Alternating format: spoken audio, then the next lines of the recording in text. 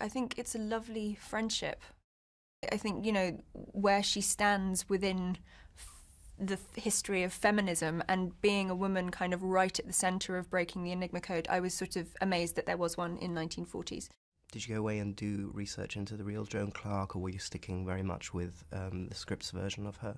I had to stick with the script's version. That's it's the thing about doing any sort of any drama is it's not a documentary, and you have to essentially, your job as an actor is to try and convey what is in the script as much as possible. So yes, I did research, and obviously if this is Joan Clarke, you know that there are discrepancies in this film and what her actual story was. I mean, I did watch a documentary which you'll probably know the name of. It was a really old one, and I think she gave interviews when she was probably in her mid to late 70s, I think. And I did use that as an idea, and her kind of the obvious love that she still had for Alan. Early in the war, Turing had found himself attracted to a young mathematician and Bletchley cryptanalyst called Joan Clarke. I suppose the fact that I was a woman made me different.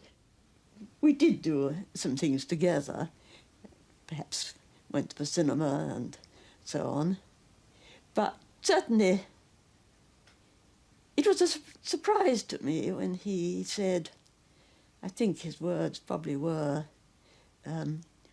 would you consider marrying me?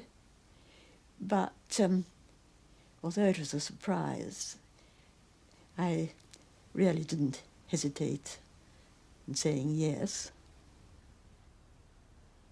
And then he knelt by my chair and kissed me. Though we didn't have very much physical contact. Now, next day, I suppose we went a bit of a walk together after lunch. He told me that he had this homosexual tendency, and naturally that worried me a bit, because I did know that that was something which was almost certainly permanent. But we carried on. It was such a meeting of minds, and I think that's still in the film, and I got that from the research, was that it was a great friendship and a great sort of two people that were totally fascinated by the same subject, and could talk endlessly about exactly the same subject. And so it made it going for that kind of companionship, when you look at that sort of era, if she'd met somebody else, the potential for just being chained to a kitchen sink must have been huge. So there you've got a guy who is totally fascinated in the thing that you are and wants to dedicate his life to the thing that you do. I can understand kind of going, oh, it'll be all right. I don't think I thought about her in terms of going, oh, she's really modern. I think I thought about her in terms of who she was, and actually, as you'll know, and I'm sure your programme, the real story of her.